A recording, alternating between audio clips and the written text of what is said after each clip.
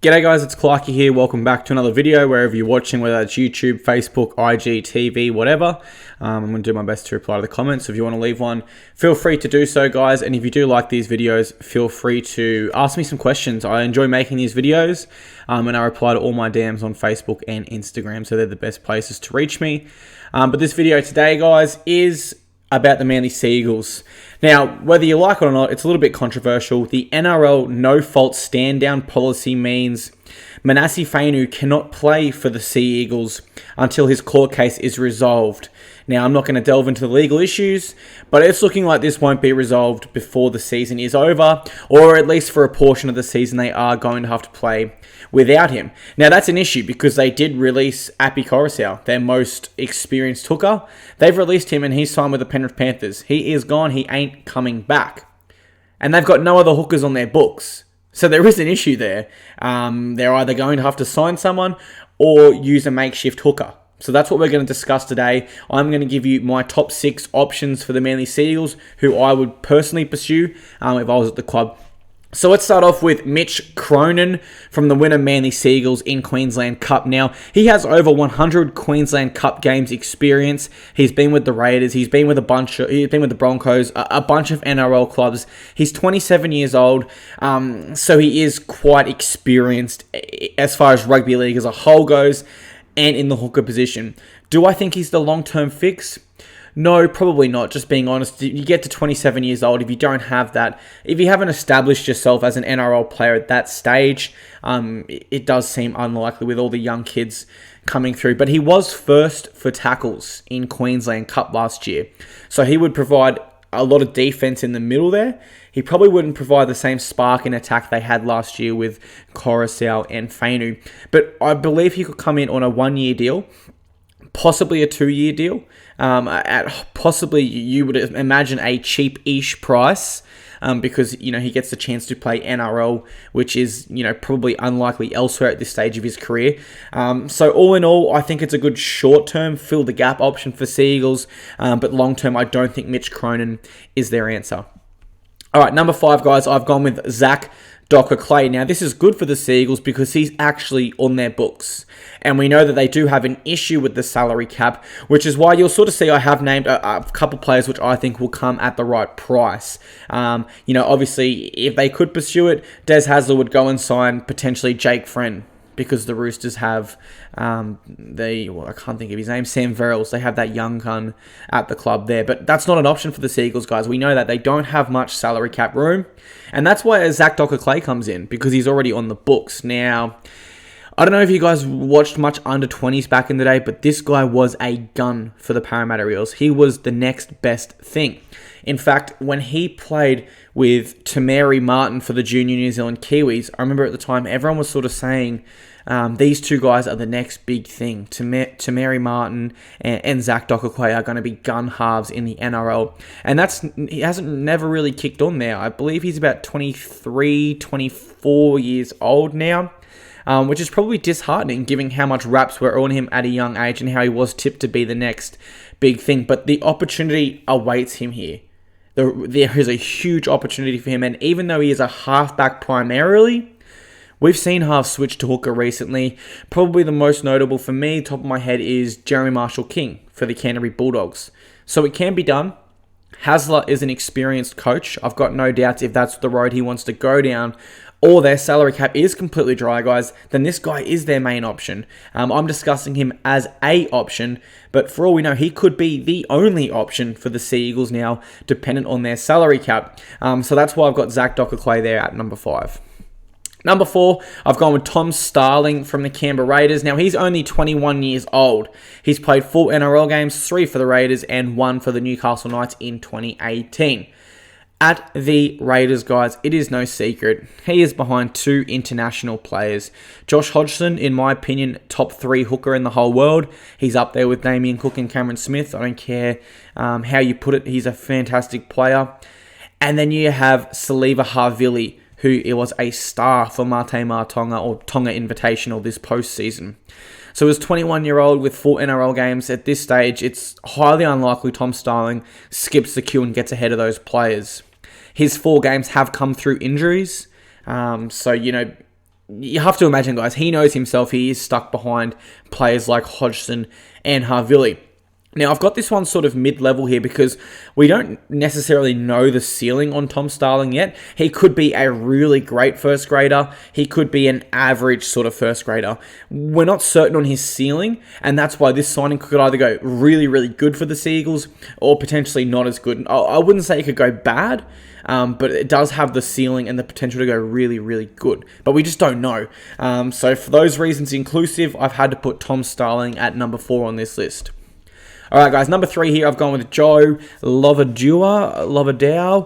Sorry if I'm pronouncing that wrong now. Another one that is stuck behind 2 notable players at his club, but has seemingly a lot of potential. He is stuck behind Cameron McInnes, Dragons Player of the Year, and they've just gone and signed Isaac Luke, former New Zealand Kiwis hooker, and possibly, in my opinion, the only rival to really Cameron Smith throughout this decade. I remember back when he was at the Rabbitohs, it was he was the only genuine rival to Cameron Smith as the best hooker. But that's got to be very, very disheartening here for Joe. Now, he's 21, and he already has 7 caps for Fiji. He does have a lot of talent from what I've seen. I've got some stats down here, guys. Coming up against the Samoan forward pack, which includes Junior Paulo, Martin Tapau, Michael Cheekham, etc., etc. He had 1 try assist, 88 metres, 2 tackle breaks, 1 line break assist, and 15 tackles. Tackle stat a little bit low there, but if you watch the game, Fiji seemingly had a lot of possession throughout that game.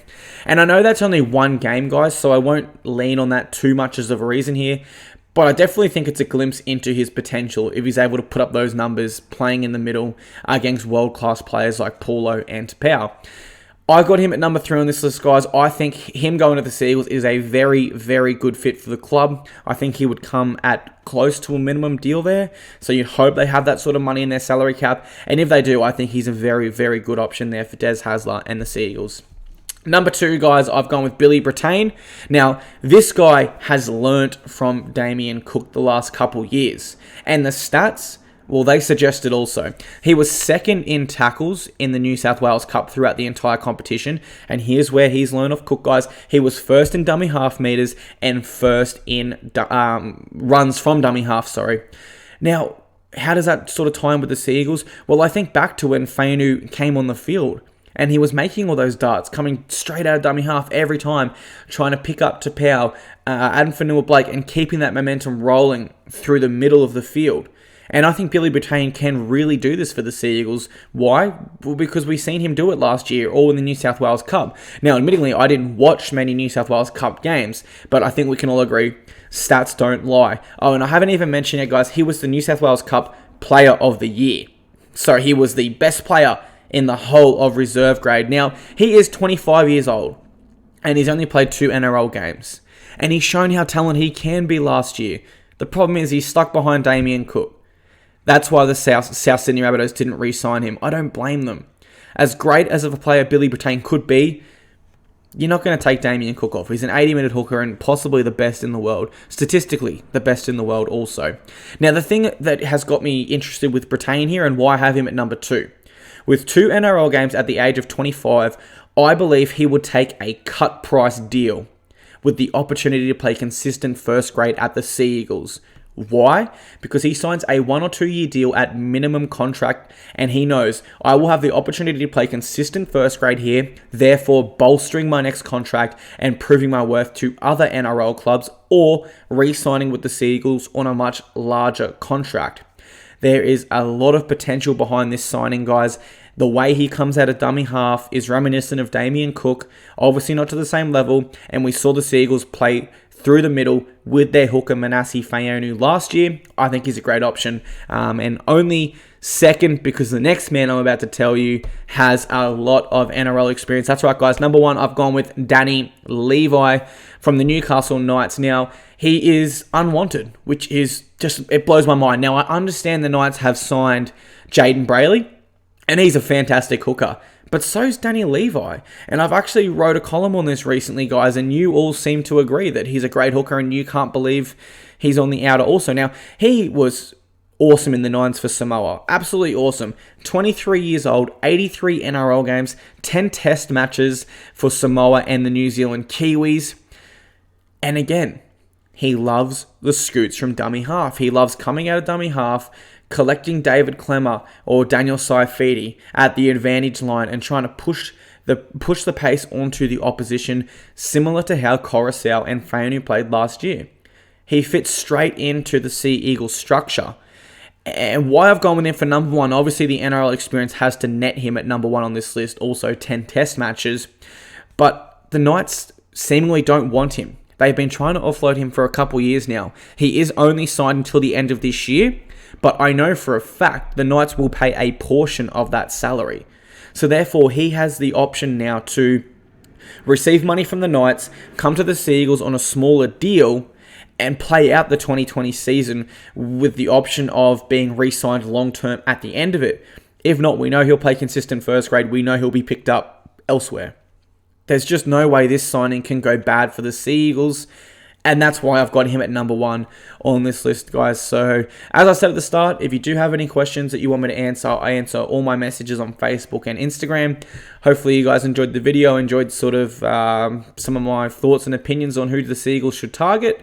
And if you want to let me know your thoughts and opinions in the comment section below, guys, as I said, I'll try to get back to you all. So, thanks for that, guys. I appreciate the support, and I'll see you guys in the next video.